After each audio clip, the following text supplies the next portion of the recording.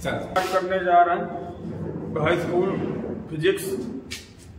Physics में हमें क्या क्या पढ़ना होता है पहले आइए जान लेते हैं। तो हमारी जो हाई स्कूल की फिजिक्स है वो 2 यूनिट में डिवाइड है। पहली यूनिट लाइट और दूसरी यूनिट इलेक्ट्रिसिटी।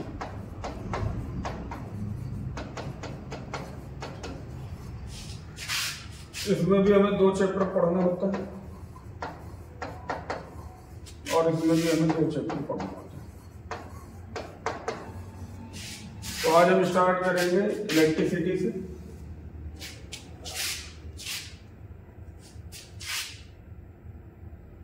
तो आइए जानते हैं इलेक्ट्रिसिटी है क्या। इलेक्ट्रिसिटी में स्टार्टिंग में हमें क्या क्या चीजें पढ़नी है।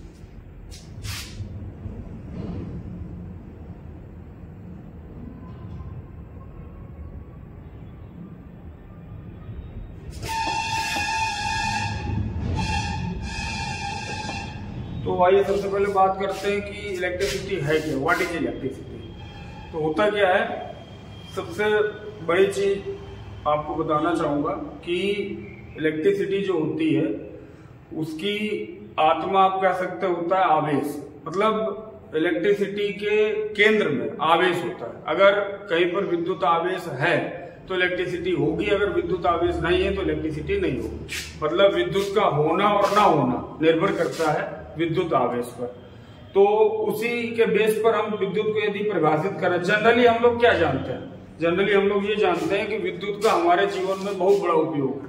जब से हमारी याददाश्त में जब से हम लोगों का जन्म हुआ तब से हम जितने भी हम लोगों की उम्र हो गई, आप सबकी जितनी उम्र हो गई, आप विद्युत के साथ ही पले बड़े हो।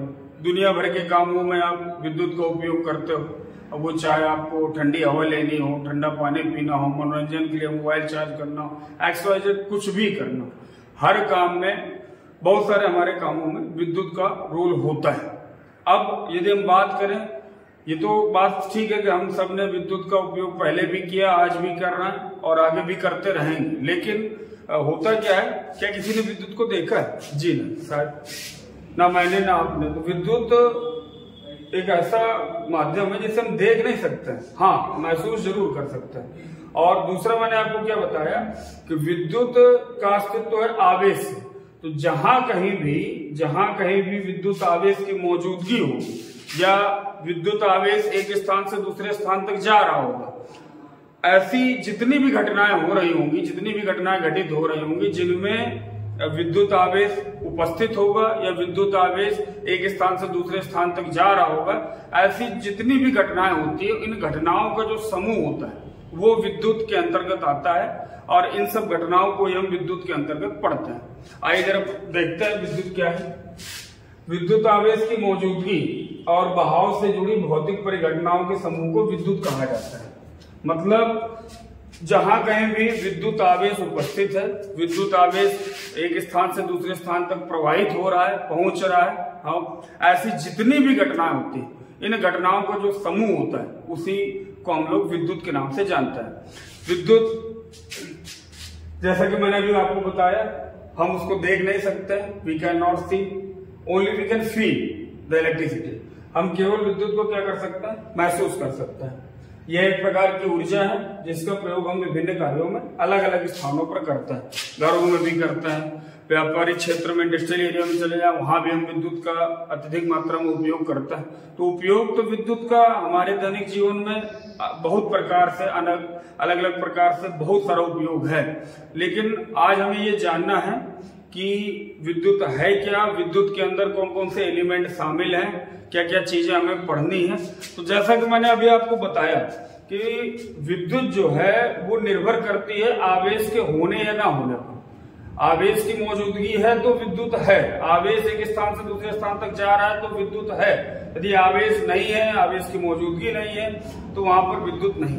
तो ये जो आवेश है, जब विद्युत पूरी की पूरी आवेश पर निर्भर कर रही है, तो हमारे लिए ये जानना भी बेहद आवश्यक है कि ये आवेश क्या होता है, आवेश क्या चीज है। तो आइए हम बात करते हैं कि ये जो विद्युत आवेश है, इसको ये क्या है विद्युत आवेश, कि ये विद्युत को निर्धारित करता है। आखिर ऐसा क्या होता है इसमें कि विद्युत को निर्धारित करता है। तो आइए चलते हैं विद्युत आवेश की तरफ।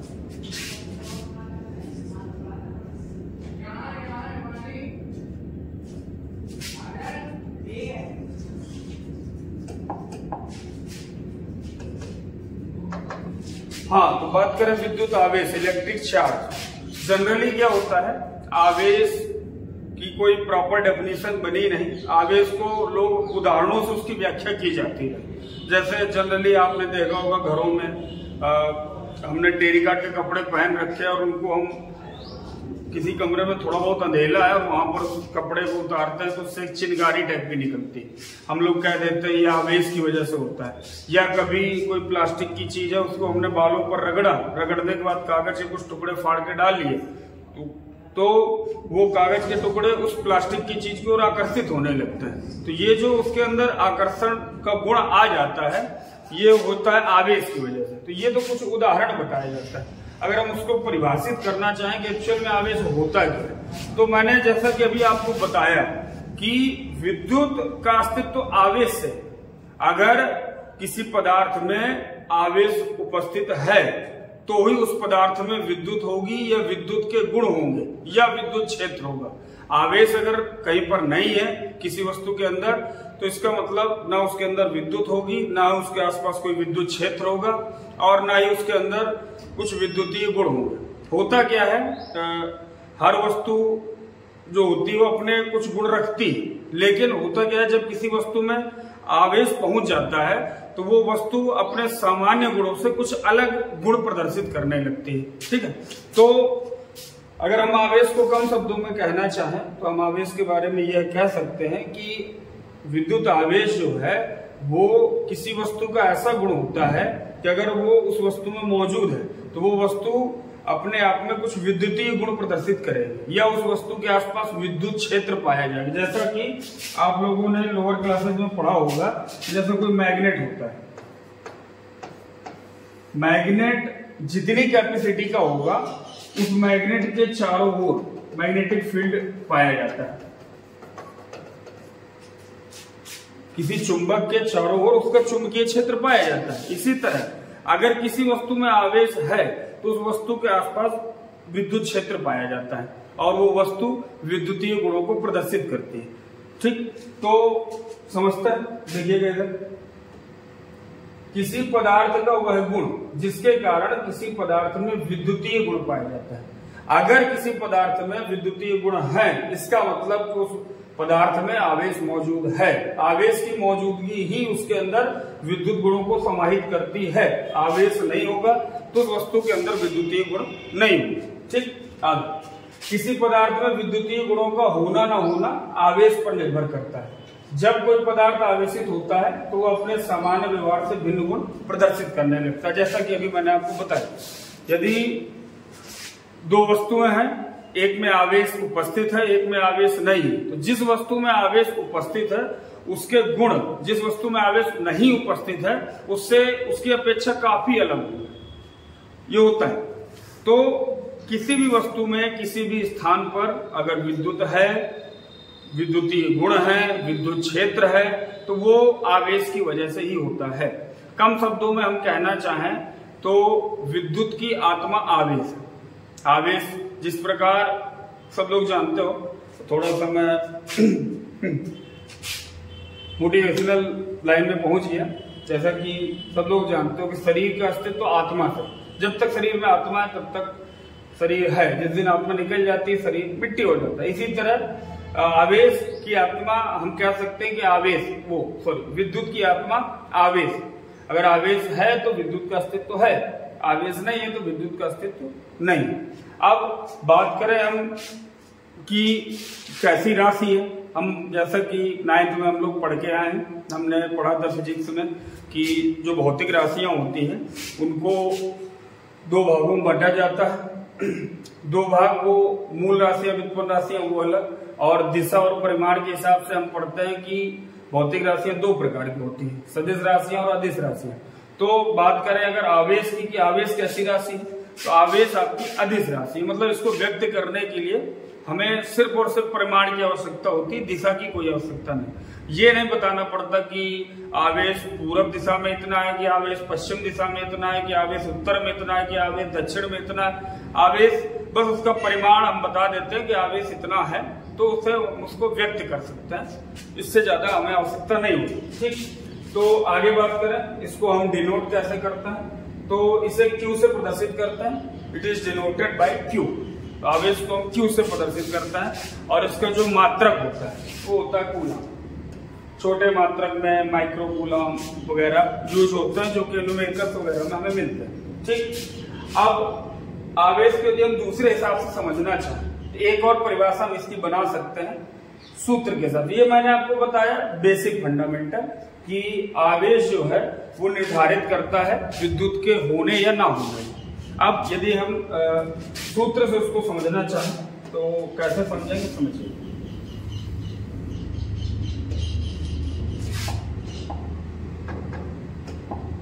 जैसे कि मैं एक एग्जांपल आपके सामने रखूं, जैसे मैं कह दूं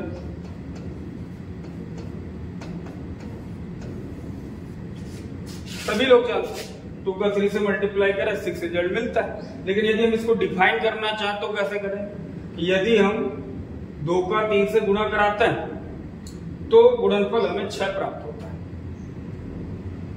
होगा। इसी तरह फॉर्मूला देखिएगा, Q is equal to NE। Q is equal to, अब पहले तो हमें ये पता होना चाहिए कि ये संकेत किन चीजों के, तो पहले मैं आपको बता दूं, जहां आपका Q जो होता है, Q है आपका आवेश, N होता है इलेक्ट्रॉनों की संख्या,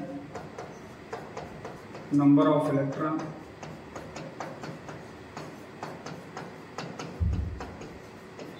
और E आपका होता है इलेक्ट्रॉन का आवेश।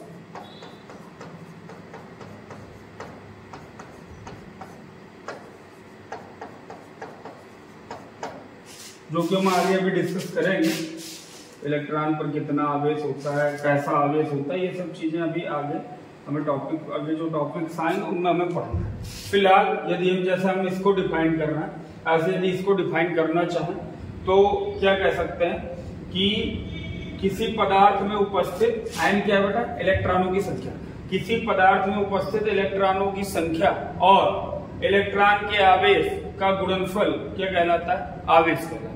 ये परिभाषा हम इस सूत्र से बना सकते हैं। ठीक है, और ये जो हमारा फार्मूला है ये काम आएगा न्यूमेरिकल बनाने। आगे अभी हम इसको पढ़ेंगे। तो अभी तक हमने क्या समझा कि सबसे पहले हमने समझा कि विद्युत क्या है। तो मैंने आपको बताया कि कहीं पर भी यदि आवेश की मौजूदगी है या आवेश एक स्थान से दूसरे स्थान तक जा रहा है, तो इससे जुड़ी जितनी भी घटनाएं होंगी, उन घटनाओं का जो समूह होगा उसको हम लोग विद्युत के नाम से जानते हैं। मतलब कहीं पर भी विद्युत है, मतलब वहां आवेश मौजूद है। कम शब्दों में कहना चाहें तो कह सकते हैं कि आवेश की मौजूदगी ही विद्युत होती है। आवेश नहीं है, विद्युत नहीं है, आवेश है तो विद्युत है। अब ये आवेश क्या होता है, हमने क्या समझा, विद्युत आवेश क्या होता है। विद्युत आवेश किसी पदार्थ का वह गुण होता है जिसके कारण उस पदार्थ के अंदर या उस वस्तु के अंदर विद्युतीय गुण पाए जाता है, या उस पदार्थ के आसपास विद्युत क्षेत्र पाया जाता है। तो कहने का मतलब कि विद्युत आवेश जो है वो निर्धारित करता है विद्युत के होने या ना होने। ठीक है, चलिए तो आगे हम बात करते हैं। अब बात करते हैं आवेश के प्रकार।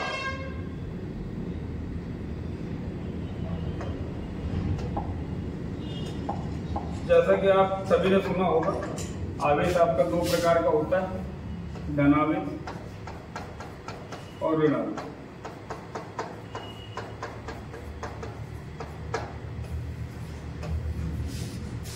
लगभग सभी लोग ये जानते हैं, लेकिन हमें आज ये समझना है कि धनावेश क्यों होता है, कैसा होता है, ऋणावेश क्यों होता है, कैसे होता है। आवेश के यही 2 प्रकार के हुए, धनावेश और ऋणावेश। और ये कोई वस्तु कब धनावेशित कही जाएगी, कोई वस्तु कब ऋणावेशित कही जाएगी, वो सब फंडामेंटल अभी हमें समझना है। ठीक है, तो चलते हैं आवेश के प्रकार को समझते हैं। आवेश के प्रकार कैसे क्या कितने,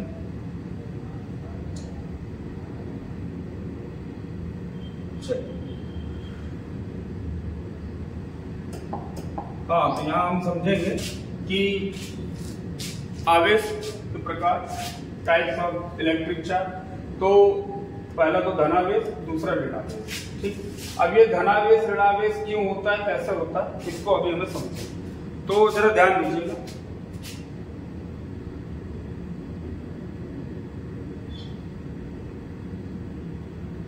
हाँ, थोड़ा सा समझिए।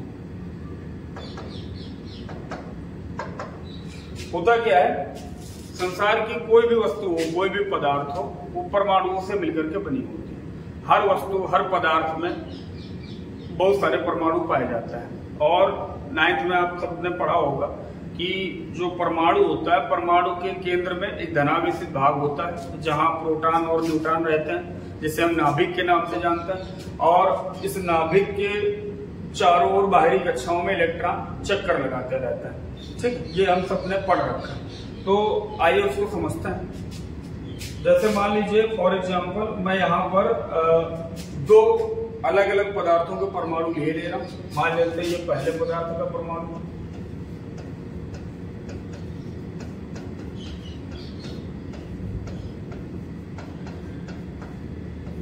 और इधर मान लेते हैं कोई दूसरे पदार्थ का परमाणु।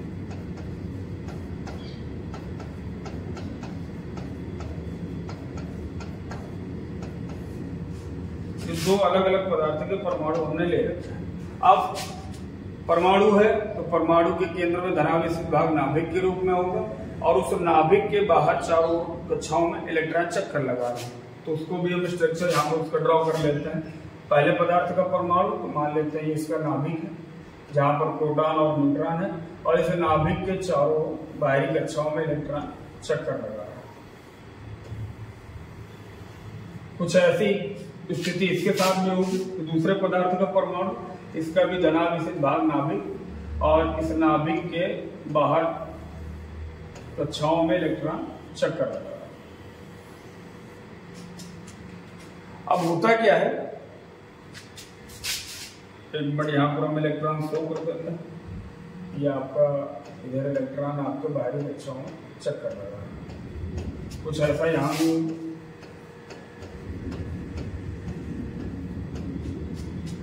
अब होता क्या है, यदि हम बात करें नाभिक के बाहर पहली कक्षा ये, दूसरी कक्षा ये, तीसरी कक्षा ये, जितने बाहरी कक्षा का इलेक्ट्रॉन होगा वो उतना ही ज्यादा स्वतंत्र होगा। क्यों? क्योंकि उसका अपने नाभिक से आकर्षण उतना ही कमजोर हो जाएगा। ठीक है, अधिक जानकारी जब हम लोग इंटरमीडिएट में पहुंचते हैं, तो जब वहां पर हमें कूलाम का नियम पढ़ाया जाता है, तो वहां पर कूलाम ने बताया था यदि दो आवेशित वस्तुएं हैं, उनके बीच की दूरी, और वो भी विपरीत आवेश। अभी हम पढ़ेंगे, पहले तो हम आवेश के प्रकार पढ़ लें, फिर हमें पढ़ना है कि आवेशों के कुछ अपने गुण होते हैं। समान आवेश जो होते हैं वो एक दूसरे को प्रतिकर्षित करता है, विपरीत आवेश होते हैं वो एक दूसरे को आकर्षित करता है। तो इंटरमीडिएट में हम जाकर के पढ़ेंगे कि कूलाम ने बताया था कि यदि दो विपरीत आवेश है, उनके बीच आकर्षण पाया जाएगा, और उनके बीच की दूरी जितनी ज्यादा बढ़ती जाएगी, उनके बीच का आकर्षण उतना कम होता जाएगा, और उनके बीच की दूरी जितनी कम होती जाएगी, उनका आकर्षण उतना मजबूत होता जाएगा। तो कुछ ऐसी ही कहानी यहाँ पर इन इलेक्ट्रॉन की है। ये वाला जो इलेक्ट्रॉन होगा, इसका अपने नाभिक से आकर्षण जो होगा वो मजबूत होगा। बात करें दूसरी कक्षा वाले इलेक्ट्रॉन की, दूसरी बाहरी कक्षा वाले इलेक्ट्रॉन की, तो उसका अपने नाभिक से आकर्षण इसकी अपेक्षा थोड़ा कमजोर होगा। और जो सबसे बाहरी कक्षा का इलेक्ट्रॉन है, उसका नाभिक के साथ आकर्षण जो होगा वो बिल्कुल कमजोर होगा, क्योंकि आप यहाँ पर देख सकते हैं कि इलेक्ट्रॉन की यहाँ पर दूरी बढ़ती जा रही है। ये वाला जो आपका इलेक्ट्रॉन है, आउटर मोस्ट ऑर्बिटल का जो इलेक्ट्रॉन है, जो सबसे बाहरी कक्षा का जो इलेक्ट्रॉन है, उसकी अपने नाभिक से दूरी काफी अधिक है, और दूरी अधिक होने के कारण इसका अपने नाभिक से आकर्षण बल कमजोर है। कमजोर होने की वजह से ऐसे जो इलेक्ट्रॉन होते हैं, जो बाहरी कक्षा के होते हैं, सबसे बाहरी कक्षा वाले, ऐसे इलेक्ट्रॉनों को हम लोग मुक्त इलेक्ट्रॉन बोल देते हैं, क्योंकि ये इलेक्ट्रॉन जो होते हैं, ये नाभिक से कमजोर आकर्षण के कारण स्वतंत्रता पा जाता है, ये स्वतंत्र रूप से गति कर सकते हैं। ऐसे इलेक्ट्रॉनों को हम लोग मुक्त इलेक्ट्रॉन कहते हैं। और आगे अभी हमें पढ़ना है कि जैसा अभी मैंने आपको बताया था कि विद्युत का अस्तित्व है आवेश से, और आवेश का अस्तित्व है मुक्त इलेक्ट्रॉन से। अगर मुक्त इलेक्ट्रॉन का ही प्रवाहित होना विद्युत को निर्धारित करता है। मुक्त इलेक्ट्रॉन एक स्थान से दूसरे स्थान जाते हुए, इलेक्ट्रॉन बहुत हल्का होता है, हल्का होने की वजह से आराम से एक जगह से दूसरी जगह तीसरी जगह ये अपना पहुंचता रहता है। और मुक्त इलेक्ट्रॉनों की गति के कारण ही विद्युत एक स्थान से दूसरे स्थान पहुंच पाती है।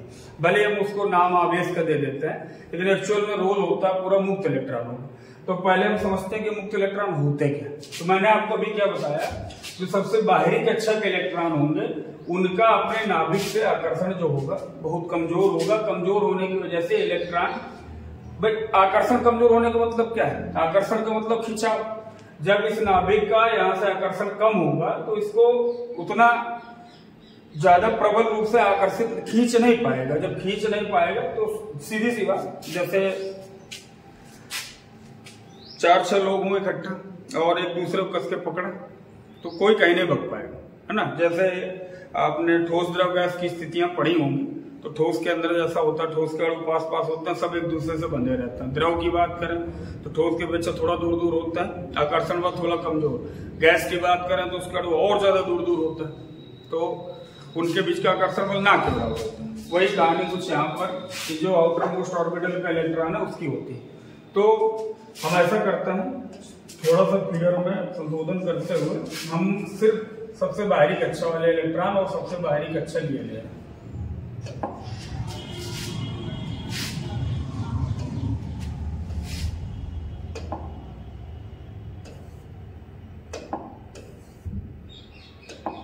चलिए, तो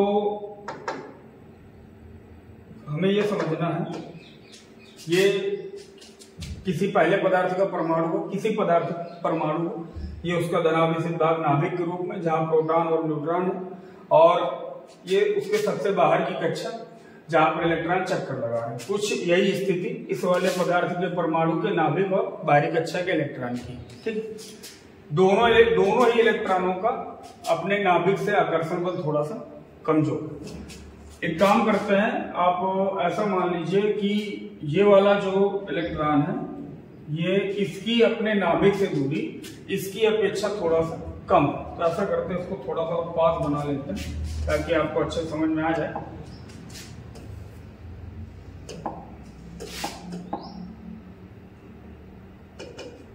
ऐसा मान लीजिए कि इसकी लगभग दूरी यहां से। तो जैसा कि अब थोड़ा चित्र देख के हमें ऐसा आभास हो रहा होगा कि ये वाला जो इलेक्ट्रॉन है इसकी अपने नाभिक से दूरी अधिक है इसकी अपेक्षा, इस इलेक्ट्रॉन की अपने नाभिक से दूरी की अपेक्षा। तो इस इलेक्ट्रॉन का अपने नाभिक से आकर्षण मजबूत होगा, मतलब ये उतना स्वतंत्र नहीं होगा। और इस वाले नाभिक से जो इलेक्ट्रॉन है ये काफी दूर होने की वजह से ये थोड़ा सा स्वतंत्र होगा। तो अब बात करते हैं, अगर हम क्या करें, अब एक चीज और समझ लीजिएगा, अभी स्थिति क्या है, इस परमाणु के अंदर जितने इलेक्ट्रॉन हैं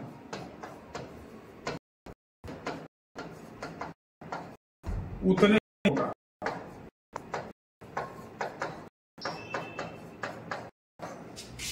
और यही स्थिति इस वाले परमाणु की। अब जितने इलेक्ट्रॉन, अब इलेक्ट्रॉन आपका होता है ऋणावेशी और प्रोटॉन आपका होता है धनावेशी। तो जितना धनावेश उतना ऋणावेश, जितना ऋणावेश उतना ही धनावेश।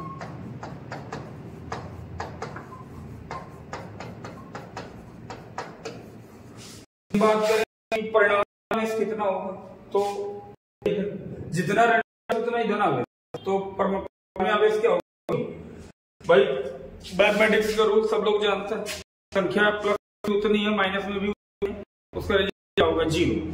तो सामान्य से हर पदार्थ के अंदर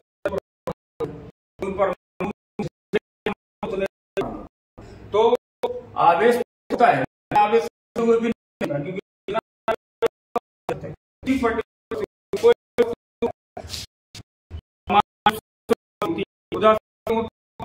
होने का मतलब इसके अंदर है आवेश होता है, लेकिन होते हुए नहीं। उसका क्या है कि उस पदार्थ के अंदर के जो परमाणु होंगे उनमें जितने इलेक्ट्रॉन होंगे उतने ही प्रोटॉन होंगे। जैसे फॉर एग्जांपल मैं इस पेन से लिख रहा हूं, ये पेन उदासीन है, उदासीन नहीं होता, आवेश होता तो मुझे झटका लग गया होता। उदासीन, तो उदासीन है। क्यों उदासीन है? क्योंकि इसके अंदर जितने इलेक्ट्रॉन, इसके जो परमाणु होंगे, उन परमाणु में जितने इलेक्ट्रॉन उतने प्रोटॉन, जितना धनावेश उतना ही ऋणावेश, तो नेट चार्ज जो है, परिणामी आवेश जो है वो 0, ठीक, इसलिए ये उदासीन। तो समान अवस्था में कोई भी पदार्थ होता है वो विद्युत उदासीन होता है। उदासीन क्यों होता है मैंने आपको बताया। विद्युत कहीं पर है तो वो निर्भर करती है आवेश के होने पर। आवेश होगा तो विद्युत होगी, आवेश नहीं होगा तो विद्युत नहीं होगी। अब कोई वस्तु उदासीन है, इसका मतलब उसके अंदर आवेश नहीं। और यदि हम समान अवस्था में बात करें, कोई भी वस्तु होती है तो उसमें जितने इलेक्ट्रॉन होते हैं उतने ही प्रोटॉन होते हैं, जितना ऋणावेश होता है उतना ही धनावेश होता है। तो आवेश होते हुए भी आवेश नहीं होता, परिणामी आवेश यहाँ से क्या हो जाएगा? शून्य हो जाएगा। इसीलिए वस्तुएं उदासीन होती है, मतलब आवेश नहीं है उनमें, है तो, लेकिन देखा जाए तो होते हुए भी नहीं, आवेश नहीं है, इस वजह से वस्तुएं क्या होती हैं? उदासीन होती हैं। अब जब किसी वस्तु में आवेश पहुंच जाएगा तो आवेश पहुंचे, इसका मतलब विद्युत पहुंच जाएगी। तो जब तक आवेश नहीं है तब तक विद्युत नहीं। तो आइए हम लौटते हैं अपने टॉपिक पर। तो बात करते हैं कि अभी ये जो पदार्थ का परमाणु है, इसमें जितने इलेक्ट्रॉन उतने प्रोटॉन, दोनों की संख्या बराबर है, ऋणावेश और धनावेश भी बराबर है। और इसमें भी वही स्थिति है कि यहाँ पर भी जितने इलेक्ट्रॉन उतने ही प्रोटॉन, जितना ऋणावेश उतना ही धनावेश, ठीक। अब यहाँ पर ध्यान दीजिएगा। अब यदि हम क्या करें, इन दोनों पदार्थ के परमाणुओं का आपस में घर्षण कराएं, तो घर्षण का परिणाम क्या होगा? घर्षण का परिणाम ये होगा, आप जनरली देखिए, आप अपने हाथ की दोनों हथेलियों का रगड़ने से क्या होगा? कुछ समय बाद आपको लगेगा थोड़ा सा ऊष्मा उत्पन्न हो रही है, गर्मी उत्पन्न हो रही है। तो गर्मी, अब ऊष्मा क्या है? एक प्रकार की ऊर्जा है। तो यदि दो वस्तुओं में घर्षण होता है तो घर्षण से हमेशा ऊर्जा उत्पन्न होती है। तो अगर ये दोनों पदार्थ के परमाणुओं को आपस में घर्षण करा दिया जाए तो घर्षण से क्या होगा? ऊर्जा उत्पन्न होगी, जो इसको भी प्राप्त होगी, इसको भी प्राप्त होगी। तो आप जरा यहाँ ध्यान समझिएगा, जब इनके बीच घर्षण हो गया तो घर्षण होने से जब इसको ऊर्जा मिलेगी तो इस परमाणु के बाहरी कक्षा का जो इलेक्ट्रॉन था, एक तो पहले से ही अपने नाभिक से कम आकर्षण बल से जुड़ा था, उसका नाभिक से आकर्षण जो था वो कमजोर था, यानी कहीं ना कहीं थोड़ा सा ये स्वतंत्र था, और स्वतंत्र पहले से था, और यहाँ से ऊर्जा मिल गई इसको घर्षण से, तो इसकी स्वतंत्रता और बढ़ जाती है। स्वतंत्रता बढ़ने के कारण ये मुक्त होकर के ये यहाँ से आपका पहुंच जाएगा इस पदार्थ के परमाणु। इसका नाम, इस परमाणु का जो बाहरी कक्षा का इलेक्ट्रॉन था उसका अपने नाभिक से आकर्षण बल थोड़ा मजबूत था इसकी अपेक्षा, और इस इलेक्ट्रॉन का अपने नाभिक से आकर्षण बल कमजोर था। पहले से आकर्षण बल कमजोर था और घर्षण से ऊर्जा मिली तो पहले से थोड़ा सा मुक्त था, ऊर्जा मिल गई तो और ज्यादा मुक्त हो गया और स्वतंत्र हो गया। स्वतंत्र होकर जैसे कोई भी बर्बाद टाइप का लड़का स्वतंत्र आवारा, जिसके घर वाले उसको डांटते पिटते नहीं है तो बर्बाद हो जाता है, वो चाहे जहाँ टहलना है, चाहे जब जहाँ जो उसका मन होता है वो करता है। कुछ वही स्थिति इस इलेक्ट्रॉन की भी है। तो स्वतंत्र था और इसको ऊर्जा मिल गई तो और स्वतंत्रता पा गया, और इधर से ये घूमता रहा और उत्तेजित होकर के पहुंच गया इस पदार्थ के परमाणु में। तो अब स्थिति क्या बनेगी जरा समझने की कोशिश करिएगा।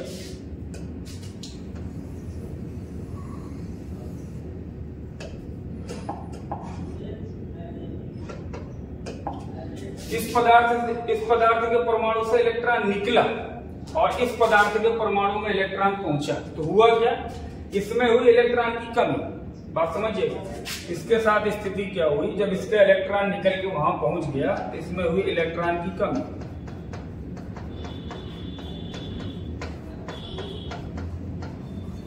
और इसमें इलेक्ट्रॉन पहुंचा है तो पहले जितने इलेक्ट्रॉन थे उससे जितने पहुंच जाएंगे उतने। अब मान लीजिए हमने एक ले रखा है तो अगर एक ही यहाँ पर पहुंच गया तो एक की वृद्धि हो गई कि नहीं हुई? इसमें इलेक्ट्रॉन की कमी हुई और इसमें इलेक्ट्रॉन की वृद्धि हुई।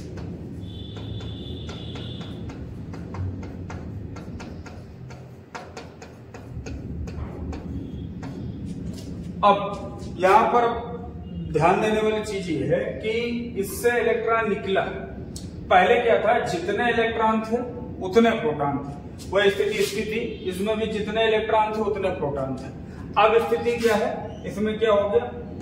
इसमें स्थिति ये बन गई कि इलेक्ट्रॉन की कमी हो, मतलब अब अगर बात करें इलेक्ट्रॉन और प्रोटॉन दोनों की स्थिति क्या हो, स्थिति ये बनी कि अब यहाँ पर प्रोटॉन अधिक हो गए। पहले तो दोनों की संख्या बराबर थी, जितने प्रोटॉन थे उतने इलेक्ट्रॉन थे, लेकिन जब इलेक्ट्रॉन निकल गया इधर से तो इलेक्ट्रॉन कम हो गए, तो प्रोटॉन ज्यादा हो गए और इलेक्ट्रॉन कम हो गए।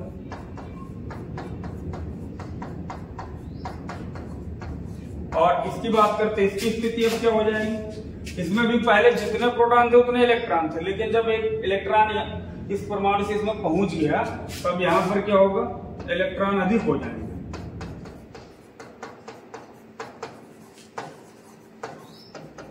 और प्रोटॉन क्या होंगे, कम हो जाएंगे। क्लियर।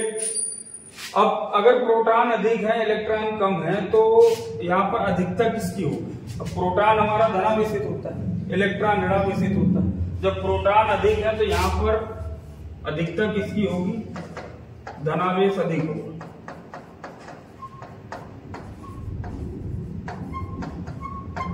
बात करें इस पदार्थ के परमाणु की तो इसमें स्थिति क्या है, इलेक्ट्रॉनों की संख्या ज्यादा हो चुकी है और प्रोटॉन कम हो चुका है। अब चूंकि इलेक्ट्रॉन ऋणावेशित होता है तो इलेक्ट्रॉन अधिक है तो यहाँ पर अधिकता किसकी होगी, ऋणावेश अधिक हो जाएगा।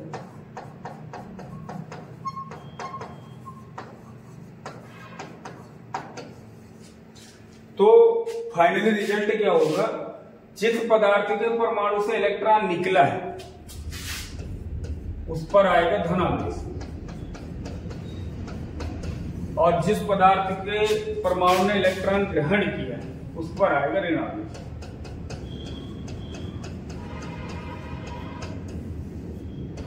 यहां से एक थ्योरी ये निकल के सामने आती है कि कोई पदार्थ, किसी पदार्थ के परमाणु से जब इलेक्ट्रॉन निकलते हैं तो उस पर धनावेश आता है, और जब कोई पदार्थ या किसी पदार्थ के परमाणु पर इलेक्ट्रॉन पहुंचते हैं तो उस पर ऋणावेश आता है। इसको दूसरे हिसाब से हम कहना चाहें तो जब कोई पदार्थ इलेक्ट्रॉन त्यागता है, इलेक्ट्रॉन देता है तो उस पर धनावेश आता है, और जब कोई पदार्थ इलेक्ट्रॉन ग्रहण करता है तो उस पर ऋणावेश आता है।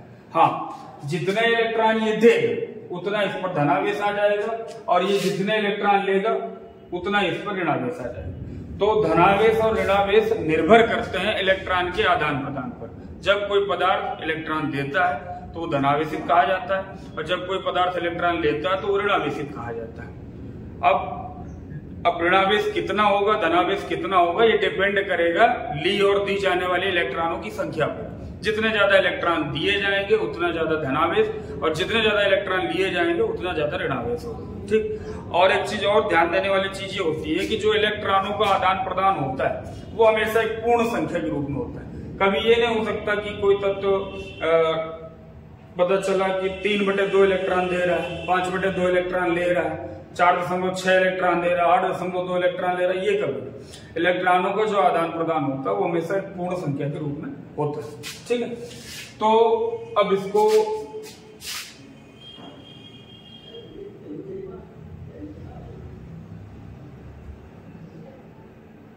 आपके नोट करने के हिसाब से चलिए इसमें पढ़ लेते हैं जो मैंने अभी आपको समझाया। भाई, आवेश के प्रकार, आवेश आपका 2 प्रकार का, धनावेश और ऋणावेश। देखिए इधर प्रत्येक पदार्थ परमाणु से मिलकर बना होता है, और परमाणु के केंद्र में नाभिक के रूप में धनावेशित भाग पाया जाता है तथा नाभिक के चारों इलेक्ट्रॉन चक्कर करते हैं, जैसा भाई मैंने आपको समझाया। सबसे बाहरी कक्षा के इलेक्ट्रॉन मुक्त इलेक्ट्रॉन कहे जाता है, और जब मैंने बताया अभी तो पहले से मुक्त होते हैं और घर्षण से, और उनको ऊर्जा मिल जाती है तो मुक्त होकर के वो दूसरे परमाणु में पहुंच जाता है। जब किसी पदार्थ के परमाणु से मुक्त इलेक्ट्रॉन निकल जाता है तो उस पर धनावेश, ये देखिए इलेक्ट्रॉन निकलने पर क्या आता है, धनावेश, और जब किसी पदार्थ के परमाणु पर मुक्त इलेक्ट्रॉन आ जाता है यानी इलेक्ट्रॉन ग्रहण करने पर उस पर ऋणावेश आ जाता है। जितने इलेक्ट्रॉन दिए जाएंगे उतना धनावेश, जितने इलेक्ट्रॉन लिए जाएंगे उतना ऋणावेश। ठीक। अब आगे बात करते हैं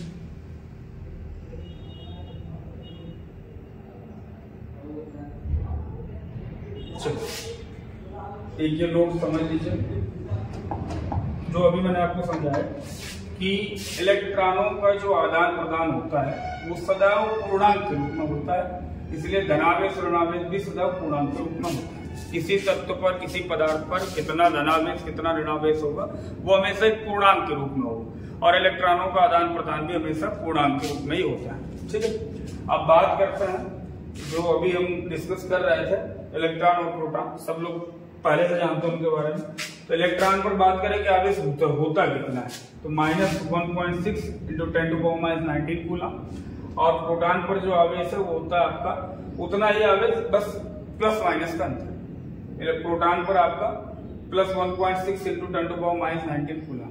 ये वैल्यू आपको मालूम होनी चाहिए और ये काम आती है न्यूमेरिकल सॉल्व करने में। ठीक, अब हम एक जरूरी फैक्ट देखना चाहेंगे कि यदि किसी पदार्थ से एक कूलम आवेश कम हो रहा है या एक कूलम आवेश बढ़ रहा है, तो कितने इलेक्ट्रॉन निकल रहे जाएंगे या कितने इलेक्ट्रॉन आ जाएंगे। भाई एक बात तो फिक्स है जो अभी हमने समझा कि किसी पदार्थ पर धनावेश होना या ऋणावेश होना निर्भर करता है इलेक्ट्रॉनों की आदान और प्रदान पर। तो अब हमें ये पता होना चाहिए कि यदि किसी पदार्थ से एक कूलम आवेश कम हो रहा है या एक कूलम आवेश बढ़ रहा है, ठीक है, तो कितने इलेक्ट्रॉन का आदान प्रदान उनके बीच हो रहा है, तो उसको हम समझते हैं। तो क्वेश्चन के थ्रू ले लेते हैं, और ये क्वेश्चन इंपॉर्टेंट भी है, आपको परीक्षाओं में पूछा जाता है, ऑब्जेक्टिव में भी पूछ सकता है, शॉर्ट में भी पूछ सकता है। तो चलिए उसको देख लेते हैं।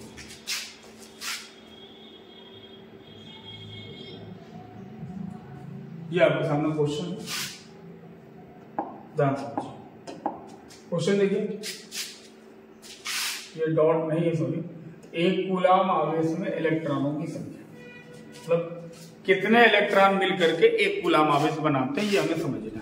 तो उसको जैसा अभी मैंने आपको फार्मूला बताया था, हम जानते हैं कि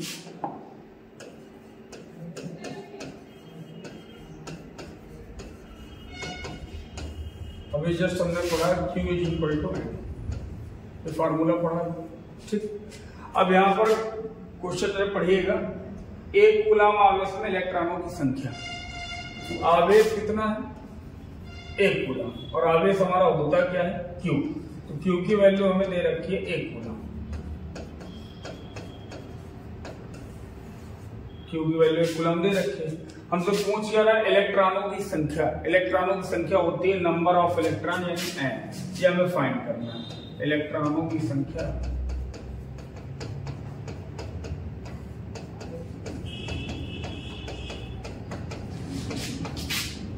N हमें फाइंड करना है, और E जो है वो हम जानते हैं, E होता है इलेक्ट्रॉन पर आवेश, जो कि होता है आपका 1.6 × 10⁻19 कूलम। होता निगेटिव है, लेकिन न्यूमेरिकल सॉल्व करते समय हम उसका निगेटिव साइन नहीं लेते हैं, सीधे न्यूमेरिकल वैल्यू रखते हैं। ठीक, न्यूमेरिकल वैल्यू। अब आइए सॉल्व करते हैं। तो जो वैल्यूज आपको दिए पुटअप कर दीजिए फार्मूले में। Q की वैल्यू देखिए कितनी दे रखी है, 1। Q की जगह हमने 1 पुटअप कर दी, =, हमें फाइंड करना है तो n का n ही रख देते हैं। E की वैल्यू रख देते हैं 1.6 × 10⁻19। अब यहाँ से हमें n चाहिए, ये मल्टीप्लाई में इसको साइड ट्रांसफर करें तो ये डिवाइड में आ जाएगा, तो हो जाएगा 1/1.6 × 10⁻19 =n। अब यहाँ से इस पॉइंट को यहाँ से हटा करके यहाँ पर हम 10 कर सकते हैं। ठीक, और इसको ले जा रहा हूँ, ये आपका हो जाएगा 10 × अब सब लोग जानते हैं ऊपर ले जाएंगे पावर का साइन चेंज हो जाएगा, ये आपका हो जाएगा 10⁻+19 और नीचे हो गया 16 हो गया। और थोड़ा सा 16 से 10 को डिवाइड करना थोड़ा सा सुविधा होगा, करने को कर सकते हैं, लेकिन हम इसको थोड़ा सा इजी बना सकते हैं। किस तरह से, ये जो 10⁻19 इससे एक पावर लेकर के इसको 100 हो जाए। इसी को हम दूसरी तरह से ऐसे भी लिख सकते हैं, इसको लिखते हैं 100 और इधर से एक पावर लेकर तो इधर बचा आपका 10⁻80, ऐसा भी लिख सकते हैं। और अपॉन में हमारे पास कितना था, 60 =। अब यहां से हम 16 से 100 को डिवाइड कर लें तो लगभग 6 बार और थोड़ा कुछ पॉइंट तो आपका पहुंचता है ये 6.25 इंटू 10⁻80 एन की वैल्यू हमें प्राप्त होती है, इतने इलेक्ट्रॉन।